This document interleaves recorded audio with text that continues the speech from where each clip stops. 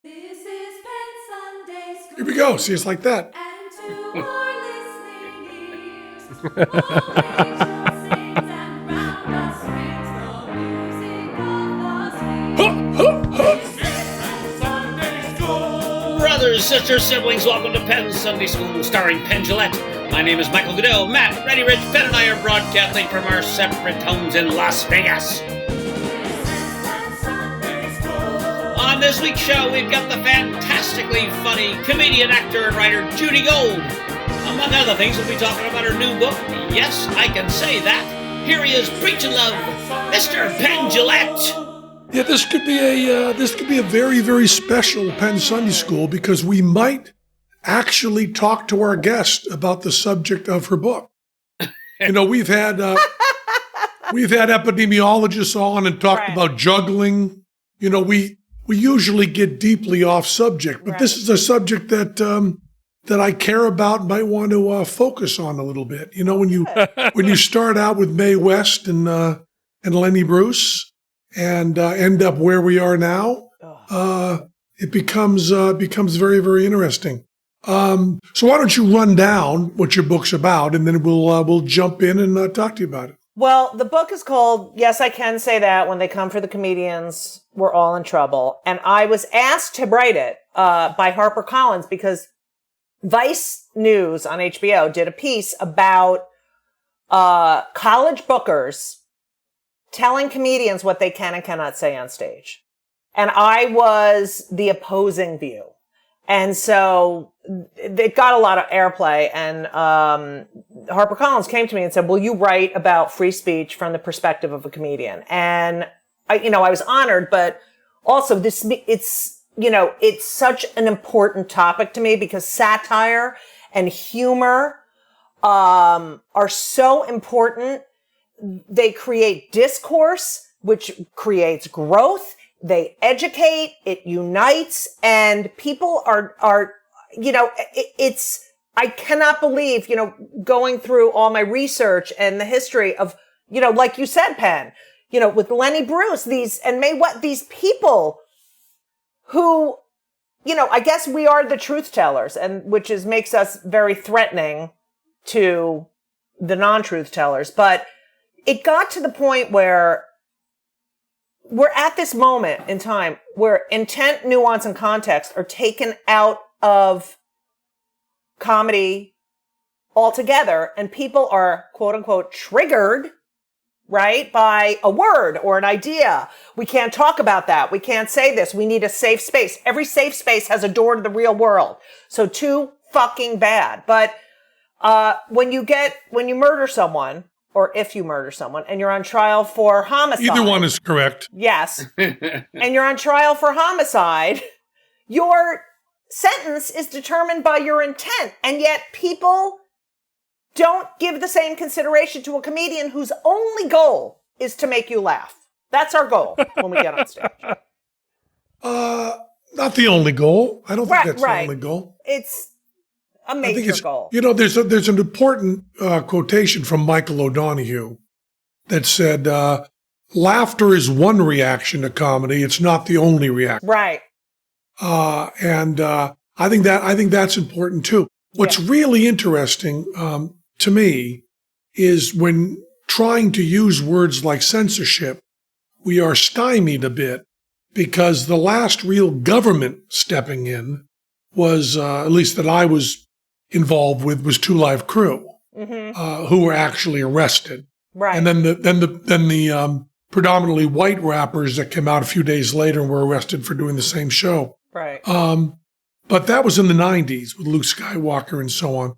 And we have this weird combination where you can listen to rap records anywhere, anytime, YouTube, anything is available. And yet there's this private policing done predominantly by Twitter that can destroy careers. Exactly. I mean, if you look at Gilbert Gottfried with the Japan thing, he was not even. It wasn't even a whisper of government censorship. Right. So it becomes very complex. Yeah, I write about him in the book because A, I love him and he's a genius, and B, this story, his story and the way he tells it, that Twitter's new. His fans are saying, hey, where are these jokes that you always tell? He's known for that sort of gallows type humor. And yet he said he was watching the news that night and the newscaster was saying, the tsunami, doing all this stuff about the tsunami and the destruction and the death and how horrible it is. And then the newscaster said, and to make matters worse, Gilbert Gottfried. And he says to me, I'm making matters worse. I didn't even know I was that important. How am I making, matters worse? And he couldn't believe it. He couldnn't believe it. And, then of course, subsequently fired. But what is this idea? Well, the thing that's really interesting, and I was around Gilbert really hourly when he was going through the whole career tsunami that coincided with the Japanese tsunami. And what I found, and I'm very troubled by this because everyone seems to have forgotten it, including Gilbert. Right. Which is that the timing is very different than the way the story is told. And I don't mean that I would not defend Gilbert 100% if the timing had been different, but we should start with reporting what really happened, which is he was hitting these jokes before we knew how bad it was in Japan. Right, exactly. So we never, ever get to tell the story of how Gilbert reacted to the devastation. Right. Because he was doing the jokes before the devastation. Right. So in order to really assess his callousness, you have to give him psychic powers to see what was going to happen in 2 hours to make the joke in the past that was then seen there. Now, I'm not saying he wouldn't make that same joke. I mean, that's an important point to make. But context does matter, so much. But here's the problem that I have, Judy, that I've been fighting over. I was speaking in the 90s at MIT and various places about projecting and lying about what the internet and the web was going to be. And I was very strong, and by the way, so was everybody else. I was not in any way radical or outside, that the idea, to borrow from the Firesign Theater, of one person, one channel, that having the gatekeepers gone and everyone able to say whatever they wanted was going to be a little hop and a step towards utopia. Right. Giving everybody the microphone. There would no longer be 3 networks controlling the news. There would no longer be Stern controlling who was able to say funny stuff. There would no longer be HBO deciding who got a special, but it would open up to everybody. And then we get into this century and deeper into the century, and it turns out that all the stuff that I absolutely love is turning things very, very bad. Yeah. So if you want to go on Twitter tomorrow and say that when you and Penn were in a trailer on some stupid cooking show, that I get upset at your sexual orientation and I said things that were horrible to you and physically attacked you, and you type that out on Twitter, I believe that that's covered under your freedom of speech. I also believe that that would end my career. Exactly. And you have 100% of the power there. So if you're going to banish wisely, Exactly. But how do we solve that? How do we solve when Judy Gold goes crazy and believes that one of her many, and we can admit this, many sexual dreams about Penn. Oh, God, I can't even, I'm barely sitting in this chair. I'm telling you. But imagine that you somehow, in your crazy, fucked up woman's mind, start to believe that's real and write about it. What recourse does society have to protect Penn Jillette, which I would also like to say our whole discussion today is what can society do to protect and help Penn Jillette. Right, right. I think I wake up thinking about what I can do. You know, that's my whole goal in life. Sure. But you're absolutely right. And it's like the problem is everyone has a soapbox and everyone is equal. So this idea that, you know, we've decided to give everyone a trophy. So you get a trophy because you won the race and broke the record, and you get a trophy for smiling while he won the race. This is, we have coddled everyone's mind and made everyone think they are equal in their speech, in their ideas and what, you know, and it's, you're right. Truth matters. But now, if you're a conspiracy theorist, like crazy conspiracy theorist, Whoa. Not you, I know. What are the sane conspiracy theorists? If you're an insane conspiracy theorist, you can get on and your family's like, okay, really? Go to your room. You can go on to your room and go on the internet and find 1,000 people who agree with you and empower you. And you don't need 1,000. Right. You need about 25. Right. Look at Trump. Yeah. I mean, he is, you know, I spoke to Ira Glasser, the head of the ACLU, who was the head of the ACLU. And because I couldn't take it when I was doing this research. Why does he get to say Pocahontas and grab the pussy and still work? And I say truthfully that you molested me in a trailer with a deep fryer, and you know you'll get canceled. It's power. It's all power. But you said something very, very strange. You said Trump gets to keep working. What exact work is he doing? You mean he keeps his job? Is that what you mean? Yes. It was just you Yes, misspoke. I'm sorry. I misspoke. I'm so Because sorry. I would think that work would include reading the memos, Right, and exactly. and giving the country some And solace, knowing some how to direct- pronounce Thailand.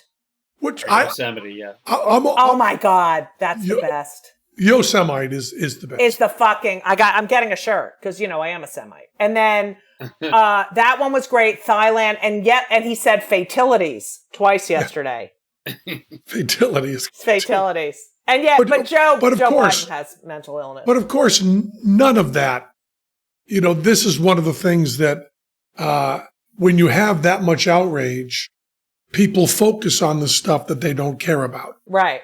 You know, I would be delighted to have a president with a heart thinking hard that got confused and said Yosemite. Right. You know, I mean, someone even as brilliant as Obama said 51 states at one point. Right. You know what I mean? These cats can be under a bit of pressure. Right. But also, Obama could make a joke about it. You know, Obama has self-awareness. Right. And now, because of Trump, you know, 15 million people have to say Yosemite till the end of time. Right. To back him up on that. I mean, I still say covfefe. You know, every morning I'm like, do you want covfefe? Like, it's now in my lexicon. It's my vocabulary, yeah. But the problem is when you had a crazy person making outrageous claims as recently as 20 years ago, you know, they go to the police.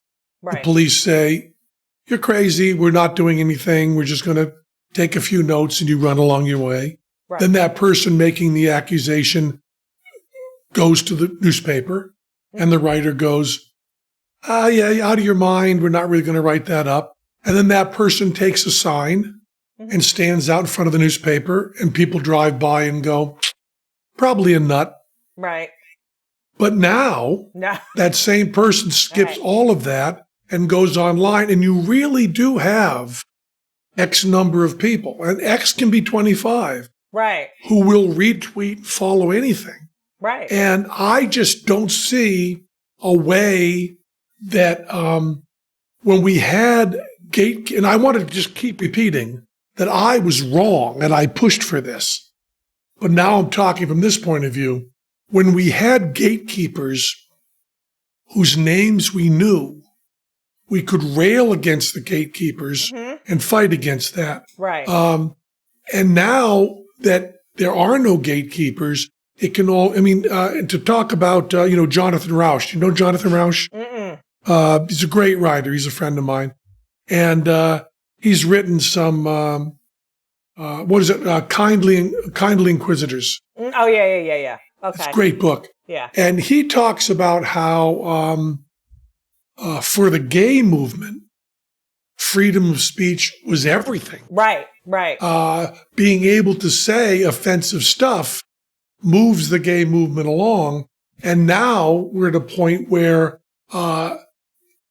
that's turned around. Right. I talk about that in the book. I mean, I talk about it. I had an interesting thing happen to me. So I'm in Provincetown, Massachusetts, which is, gay. And one more. Gay. And so they do this thing called Carnival, which is like our Mardi Gras. So they have a theme. So a couple of years ago, the theme was the 80s. So I play tennis, and I'm at the tennis club. And where should you play tennis? Well, I have to move.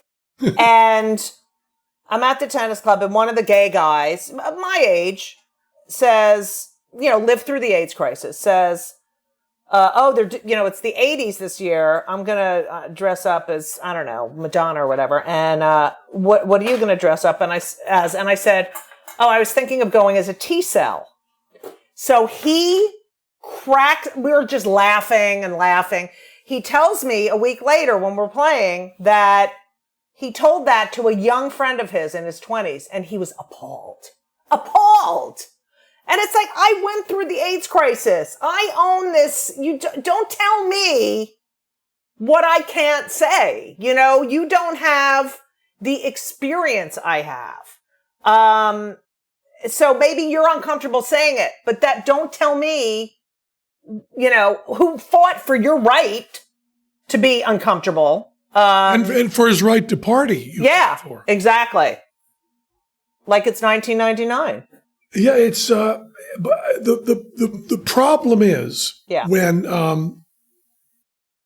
I was doing my little bits fighting censorship here and there, I knew I was arguing with the government. I knew that's where the problem was. Now I don't know how you go about saying, because you can't say, you can't put up that you're triggered. You can't put up this. The person who was offended by the T-cell, I think, I don't want to put words in your mouth, but for me, I believe that they have a right to go on Twitter and say what could be more offensive than dressing up as a T-cell. Right. I believe they have that right. I believe it too. So I don't know how there's any way out except people getting better at shrugging. Right. That's why I wrote this book. That is exactly why. It's like, let's put some things into perspective. And also, do your due diligence. No one does their due diligence anymore. You look at the news media. How many fucking times in the last 3.5 years they've said something and then had to correct themselves? And nope, that wasn't what happened. I mean, come on. I can't. I'm curious about a couple aspects of this. One of which for you guys is age, right? Like, isn't it inherent for children to think that their parents are less evolved than they are, right? And therefore, you kind of hold anyone who's from a different generation from you think like, oh, that may have been cool when they were doing their thing, but that we're different now. Right. We're the present. And again, not doing due diligence on research and things like that like the same, you were the same inappropriate humor amongst trusted friends while doing the right thing at all ages, right? Right. But it comes off as an old, less evolved person if you're talking to someone younger than yourself. Yeah, and they know less. They haven't lived in the world that, it was like when, Hillary was running against Trump, and there were young women who were saying, oh, I don't have to vote for her because there's going to be a female president in my lifetime.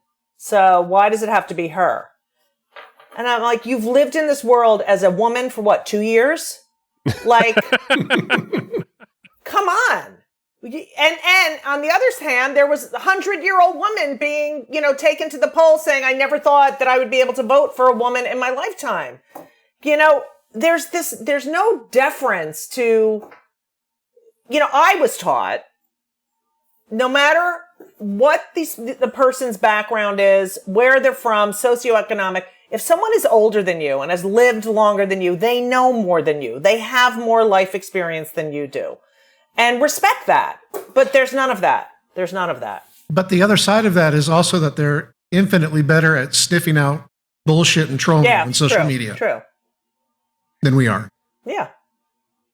I think it's hard, the Fox Newsification of an older generation, I'm very lucky. My father is actually more liberal than I am. He is more passionate about climate science than I am, right, and more researched about climate science than I am.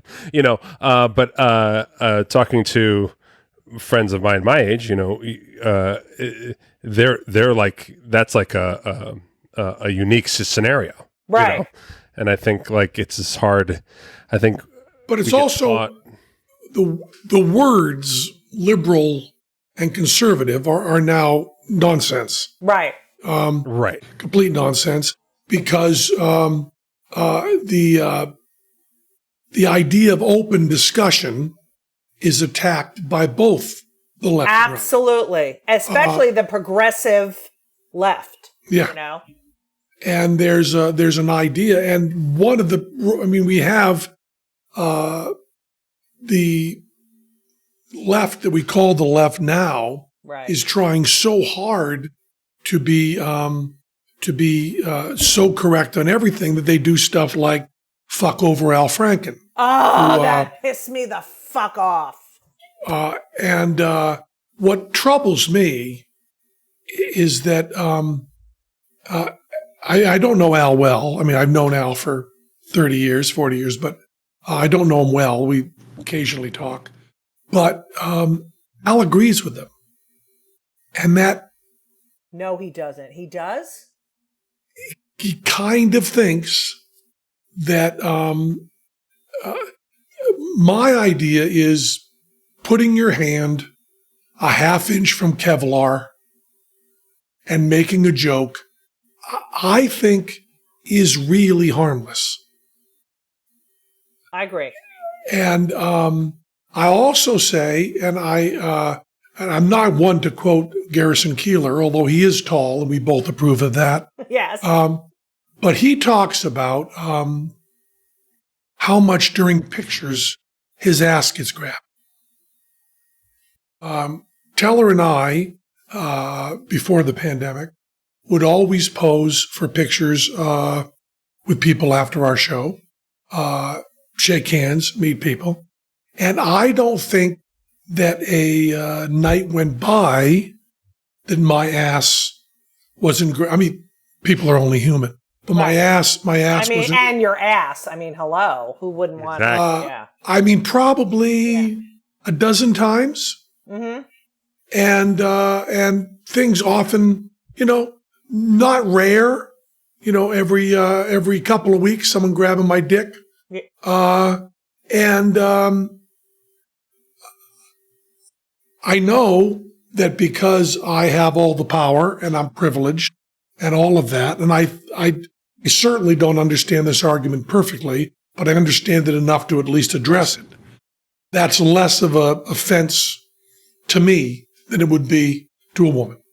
No doubt about that. Right. Because there isn't all the baggage that comes with it. Right. Baggage is a too light. And you feel empowered. You feel, you have the power. Exactly. Right.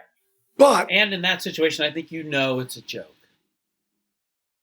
Right. And I'm also not, I'm not in any way threatened. Right. And all the other stuff, which is more subjective, it's never made me cry. It's never made me want to leave. It's never made me feel worse about myself. Mm-hmm. Those subjective things are also very, very real. Right. But there is something when people are in close proximity, they do get playful. Right. And it's the problem is that we have to rail against the double standard, and yet the double standard is called for. Right. I mean, I've done a lot of theater. You're backstage, you're naked, you're changing. Tell it slow. You're naked. You're taking off your panties. All right. And people are running in and out, men, women, gay, straight. It's part of the job, and we're playful. Playful is the perfect word. And yet now we have to take classes. We have to take seminars. I mean, if you don't know what's appropriate to begin with, I think that is a problem. I really do. Like, I know how to behave. I know whose ass I can pinch, and I know whose ass I can't pinch. But it's also that what's appropriate in situations changes very much. I mean, what was appropriate in show business, I could have certainly grabbed Don Rickles' dick. What's appropriate in show business is very different than what would be appropriate for a used car salesman. Right, or a senator. Yes. But he wasn't a senator when that happened. Exactly. And also, I don't know if it's in character. I don't know what you what you can do with that, and I also don't know how long the window is. Right. And to bring up a subject that would be more controversial, someone like Kavanaugh, whose all the attacks were high school age, drinking. Is there room for redemption, for growth? Yeah, in the USA, there is. But did you feel like he learned anything from that, or he was an entitled boy crying because this is my turn and I sorry. I mean, we could talk about Kevin Hart. Kevin Hart did that stupid bit about if my son was gay, I would take the dollhouse and break it over his head. This horrible bit. He apologized, moved on, talked about having gay friends and that he would never do that bit. And yet he's supposed to host the Academy Awards. The person has evolved. Like, we, as in our community, our goal is to have people evolve, change their opinions. He's done that, and yet we still bring that shit up. It is what we want. Right. I mean, if you had a very strong anti-Semite, or anti-Semite, I should say. Yosemite. Anti-Yosemite. Yeah. I'm anti-Yosemite. I hate camping. That's funny. Can I steal that? No, I'm kidding. I'm not going to get the facts right because it's Penn Sunday School, but there was a Holocaust denier who went out to prove that the gas chambers could not have killed the number of people that claimed in the Holocaust. And he was a very well-known Holocaust denier. He went in and did a huge amount of research, and lo and behold, found out he was wrong, and changed his book to say, Holocaust did happen. And he was attacked from all sides. Now, how much redemption do we allow? Do we allow someone who is unabashedly anti-Semitic to come around and change their point of view? And do we allow someone who was, Kevin Hart's not a good example because Kevin Hart was still joking, Right. If you'd grabbed Kevin Hart that night right after he did the joke and said, would you really break the dollhouse over your son's head? He would probably say, well, I would be uncomfortable with it, but I bet I would still love my son. And you go, okay, Kevin, we're done. But I'm talking about someone, and we've seen a lot of them, in the with all the people jacking off to Outrage. There's a lot of people who get sucked into rabbit holes and really love this Daily Stormer stuff and feel this whole thing and completely feel it and then just slide out of it. And then we have this now permanent record. I mean, there's something so much more powerful about seeing a tweet or a picture from 8 years ago than having someone say, I was at a party with Judy and she said this. You kind of go, okay, she said that. What was the context? You automatically ask about the storyteller. And on Twitter, it doesn't seem we ask about the storyteller. So is this just like being fat? I mean, we went for millions of years with our biggest problem being too few calories. And then for decades, our problem is too many calories. And we have no idea how to handle cheesecake. Because we didn't have, there's no evolution for cheesecake. It was invented after we got to this point in evolution. And is it possible that Twitter is just the cheesecake of information? Wicked bad for us. We can't process it. But we don't really know how to push away that salty, sugary, fatty goodness. Because Outrage holds our attention. I mean, my mother-in-law watches MSNBC all day long. And at supper time, because I am now quarantined with my wife, my mother-in-law, and my 2 teenage children. Help. Send help. Do you notice I'm blinking SOS with my eyes? And I say to her at supper every night, so you watch the news all day? And she says, yes. And I said, is there a reason now that I should be supporting Trump and voting for him? And she says, no. And I go, okay. Well, nothing changed for me today. Right. That's funny. Because right now, the only piece of news I need is that Trump is a good president and I should vote for him. If you have any news other than that, it is not news. I cannot oppose Trump more than I do. I do. This addiction to outrage is so on the money. It's so on the money. We are, I have thought about when he's gone, when he is out of the office, are we going to be like, I checked my phone and there was, what should I do now? Should I learn how to play a musical instrument? And what am I going to do with all my time? There's almost no doubt about that. My friend John Landis sends me these emails.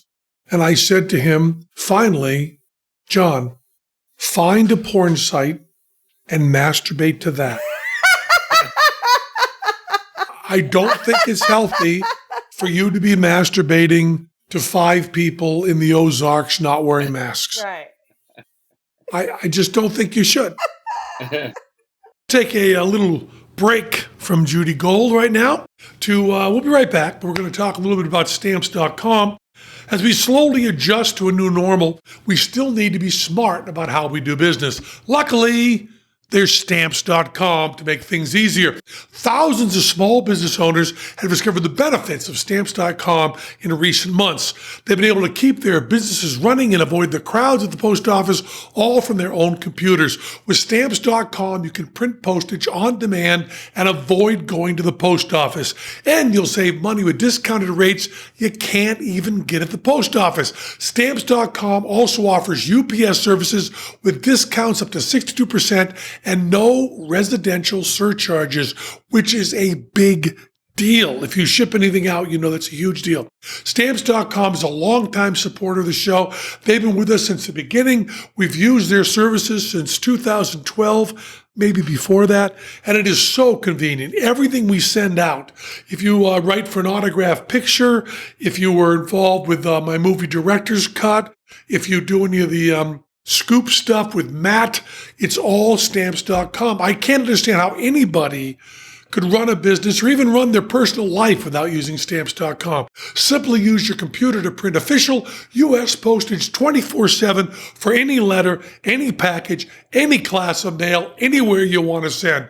Once your mail is ready, just leave it for your mail carrier, schedule a pickup, or drop it in the mailbox. It's that simple. And like I said, with stamps.com, you get great discounts too. 5 cents off every stamp and up to 62% off USPS and UPS shipping rates. Stamps.com is a no-brainer, saves you time and money.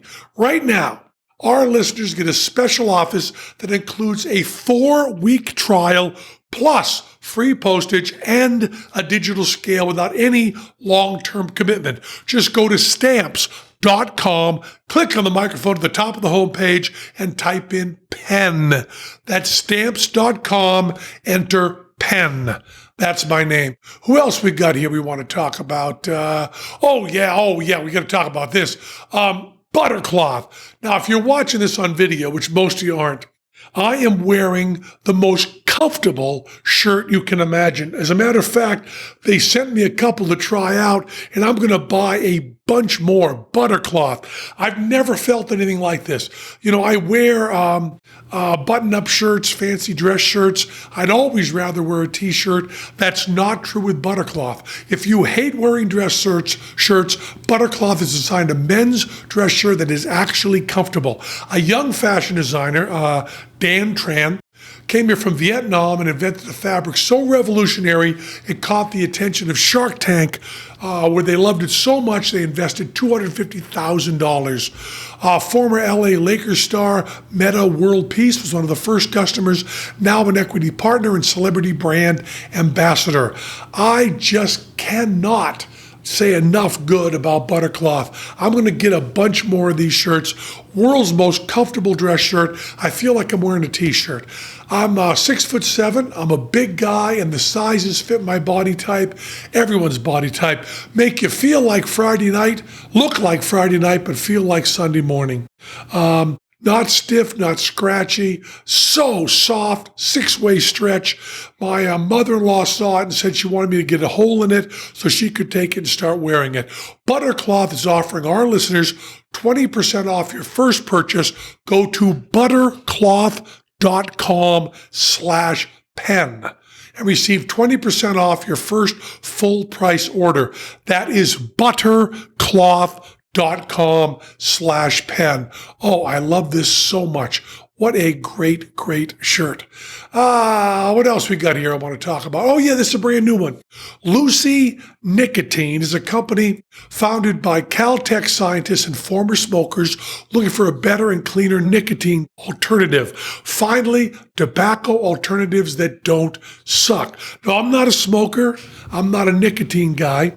I used to smoke a long while ago, and I'm so glad I don't smoke now. It is so dangerous.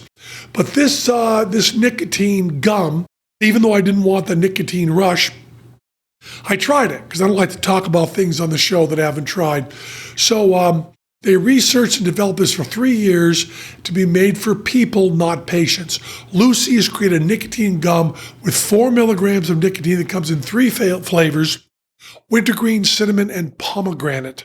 My wife Emily tried the pomegranate. She said it was delicious, delicious gum. I tried the cinnamon just a little bit so I could just comment on the taste, and the taste was terrific. They also have a lozenge with 4 milligrams of nicotine and cherry ice flavor. Every flavor actually tastes great. I can tell you pomegranate and cinnamon certainly do. It's convenient, discreet, products can be enjoyed anywhere, on flights, at work, on the go, or even at the gym. Like I said, I'm not a nicotine guy, but I did taste it, and I really liked the cinnamon taste. And then I didn't taste much of it, of course. It's 2020. Get rid of your cigarettes, unplug your vape, throw out your dip, and get some Lucy nicotine gum or lozenges. This is the real deal. A subscription to Lucy comes directly to your door each month. It's so simple. You don't have to leave your house because Lucy has delivery down.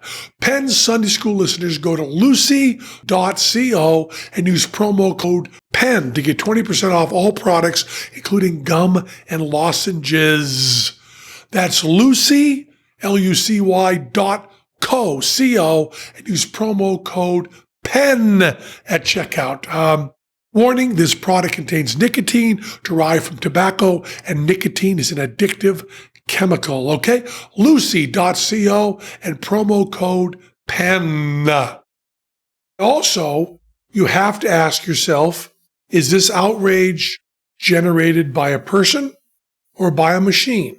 Right. Because now we have bots that know what is getting the longest views. Right. And then propagates that across different media. Right. And you can blame the Russians, and you'd be right. But you can also just blame, there are a lot of people who are retweeting stuff they haven't even read because they know it's dripping with the outrage. Right, right. And I got off Facebook, and I pull myself back from a lot of that. And I find that my heart, not pounding with hate, feels healthier. Right, of course.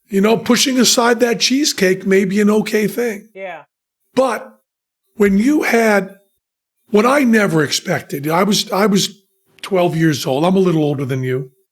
I was 12 years old memorizing all the Lenny Bruce. Right, right. Because there were only three things I wanted as a big, dumb guy living in Massachusetts, rural Massachusetts. I wanted three things.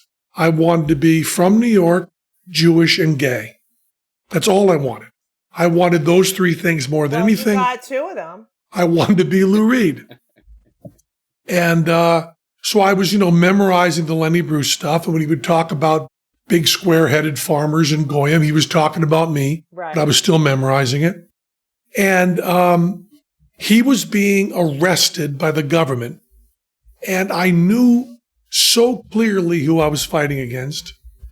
And I knew that it was moving in one direction. Lorne Michaels told me something that I've quoted before that still completely freaks me out. Lorne Michaels, he gave me this information in the 80s when I was on the show, the worst year.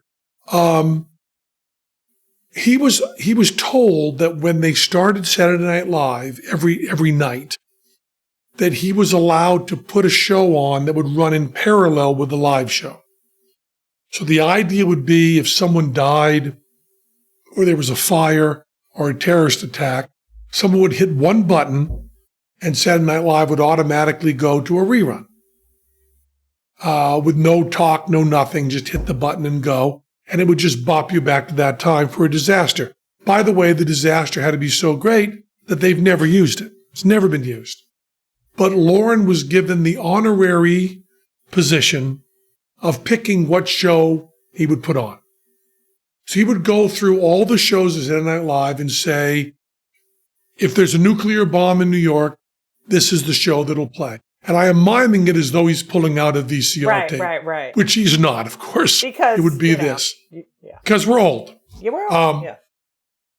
But Lorne told me, and this made my blood run cold, that NBC told him that many of the early shows were no longer suitable for broadcast. What?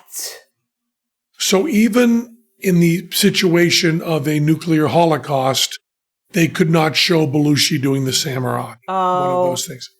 So I have always felt, and I think because of my age, everybody, because of their age, thinks that the direction things are going when they're young is the direction they will continue. Right. And now I have seen unfettered speech, racism, anti-Semitism take a step back. While we've seen breakthroughs that I think if I'd have told you in 95 that I thought we'd hit gay marriage around the first decade of the 21st century, I don't think you would have thought there was any chance of that. Oh, absolutely not.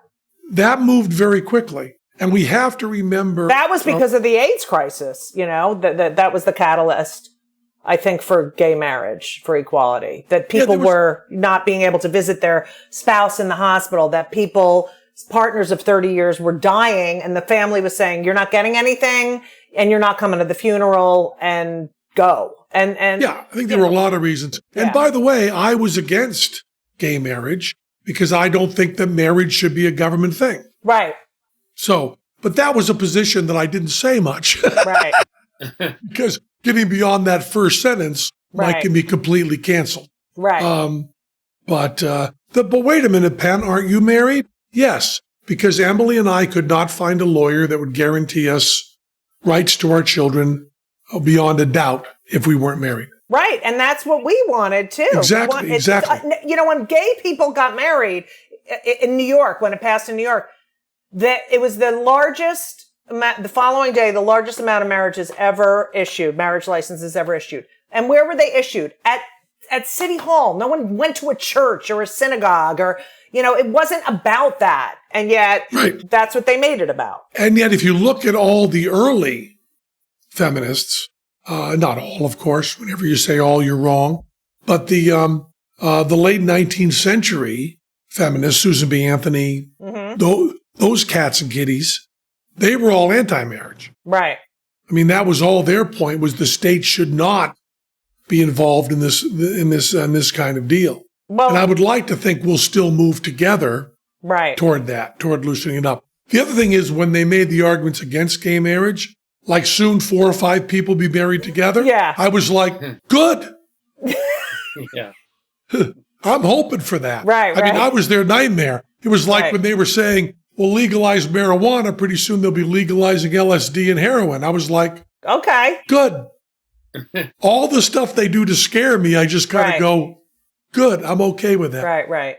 But do you have any sort of prescription for how we learn about not jumping on board that outrage? I mean, I remember being told that Scientology, what's his name? L. Ron Hubbard. Yeah. That there was a conversation in a letter that L. Ron Hubbard wrote that said, you could start a religion just like science fiction. Here's what you do and make a lot of money. Right. And that letter was well known, and I was given it by friends in the skeptic movement in the 80s. I was told of it. And I said, I want to believe this so badly that I don't believe it. It just makes me too happy. Right. It's too perfect. And I don't care very much when Trump is wrong, but I care very much when the people against Trump are wrong. Because I want to believe it. I mean, immediately. That's such a good point. There was the rumor that, what's her name, Mary Trump, had walked in on Trump banging Ivanka, right. That rumor went out, and I said, of course I don't believe it. Right.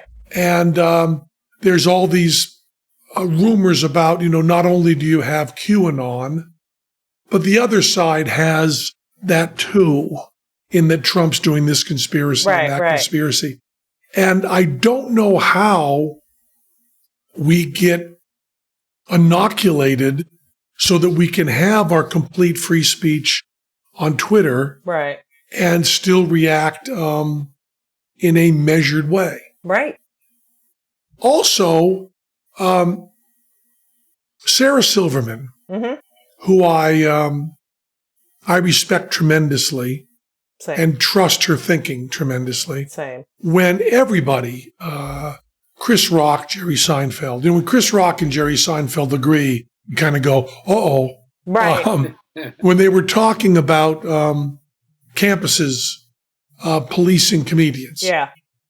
And they were so against that. Sarah Silverman, and I don't remember any of her words, and I am not quoting her, and I may be misremembering. We put all that in. But the way I reacted to what she said was maybe we should consider people being protected. Maybe we should consider people's feelings. Right. Now, if you are delicate, it's funny to say that to you.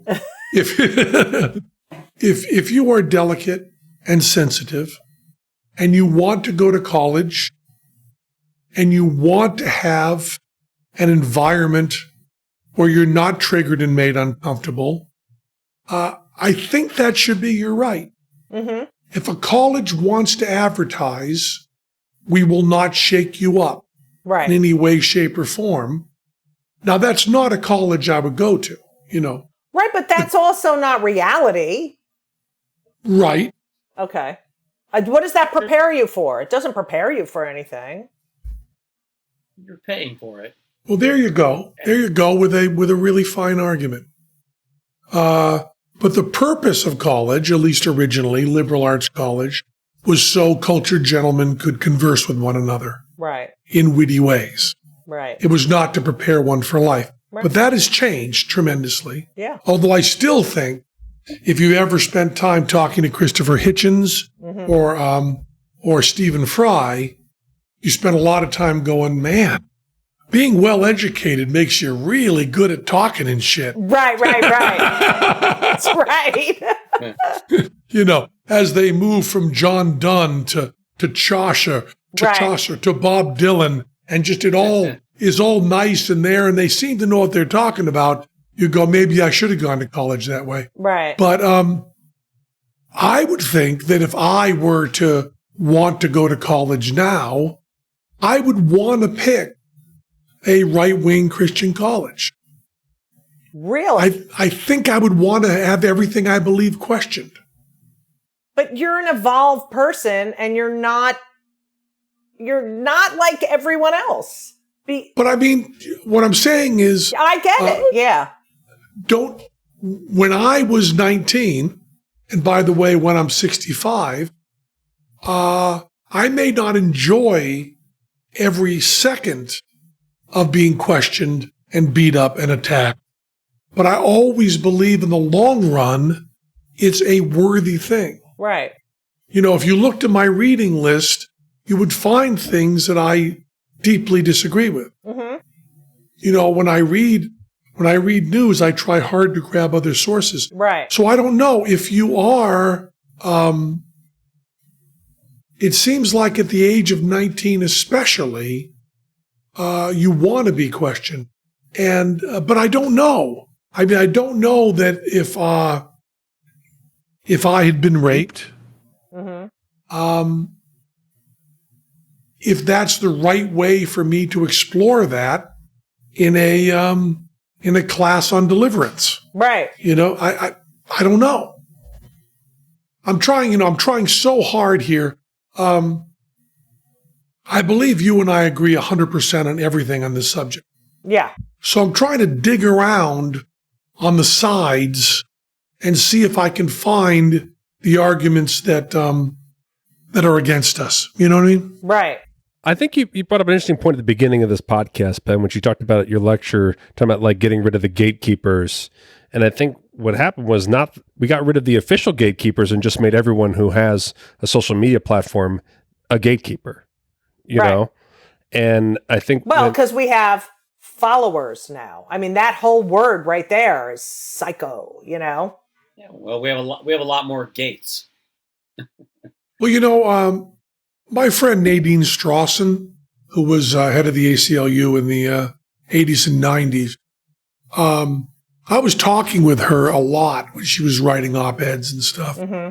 And I told her that I wanted one thing out of an ACLU person that I'd never seen before. We always have this, I don't want to listen to Two Live Crew, but they should have a right to say whatever they want. Right. I don't like pornography, but they should have a right to do whatever they want. And I said to Nadine, I'd love to see one op-ed from you saying, I want to read The Elders of Zion. I want to look at this pornography. Right. And I want to see really racist stuff. Right. I want to have that as part of my reading. And she started doing that.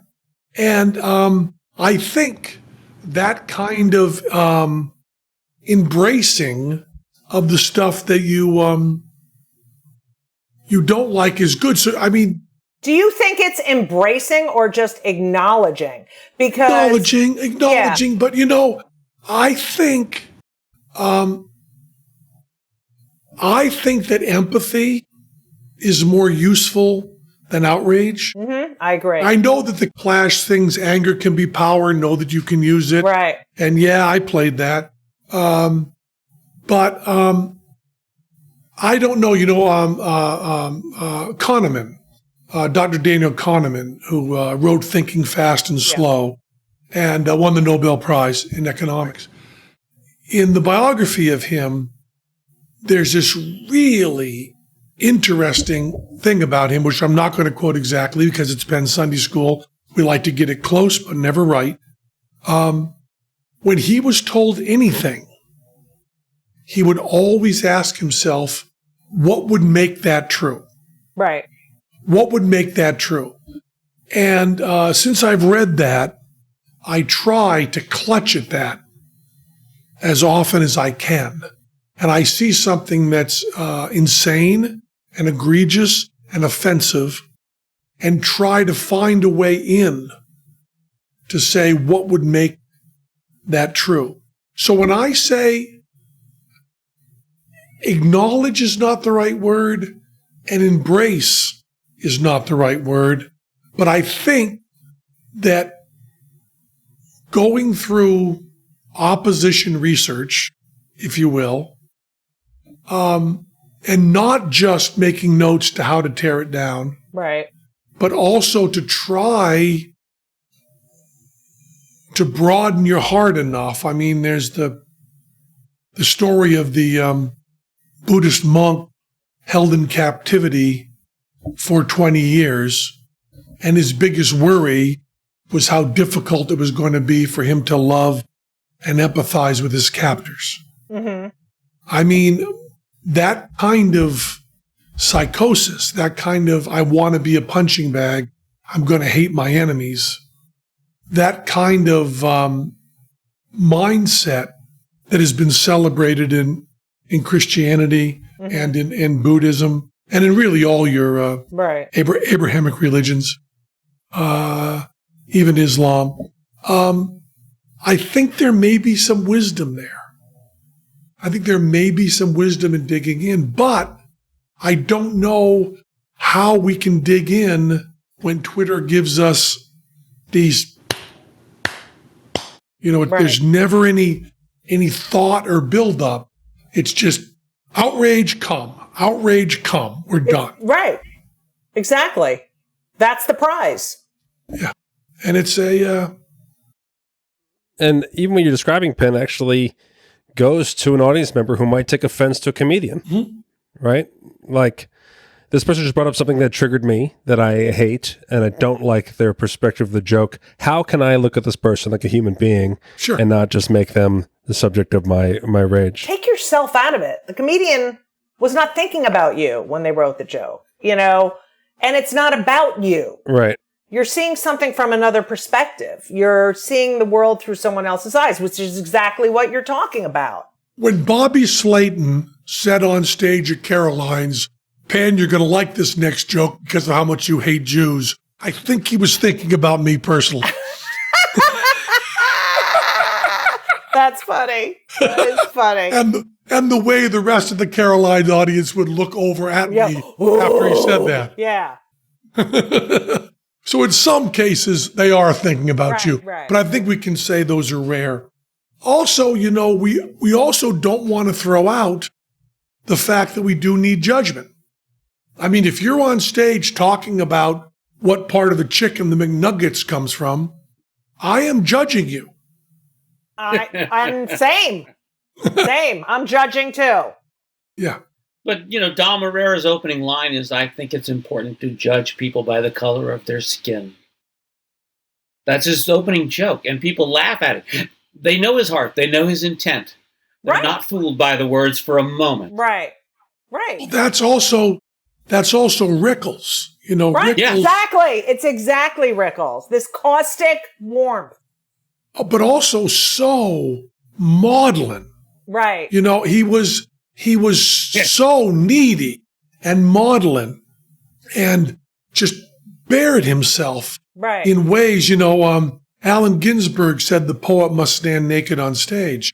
And I don't think there's a better example of a poet than Don Rickles, who would stand on stage making racist jokes, and you got the feeling that if you walked up and said, Don, that really hurt my feelings, that he would completely break down, cry, and not be able to speak again. Right.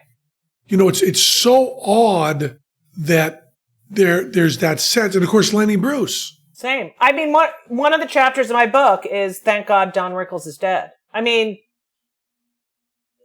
he's rolling over in his grave. Yeah. Well, I think there's a really weird dramatic shift here that's even separate from the whole gatekeeper argument, which is that it used to be politicians and news people were the uptight people who spoke what was supposed to be spoken by the best of us, right? That they supposed to at least represent. And so this era of like, well, I'm just going to let loose and say what I want, either from newscasters who were jealous of the Daily Show to politicians getting elected for being much more of their guy next door, guy I could grab a beer with, saying whatever I want. And they're saying the joke is they're saying the quiet parts out loud. They're saying these racist, gaslighting, dog whistling things.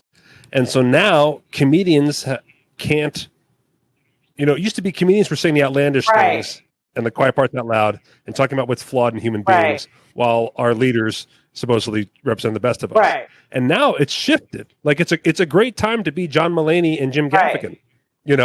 There's a reason why those guys are killing, and it's because they're non-threatening, outlandish things. They're non-threatening. They, it's easy. I mean, but do you know what Walter Cronkite's political leanings were?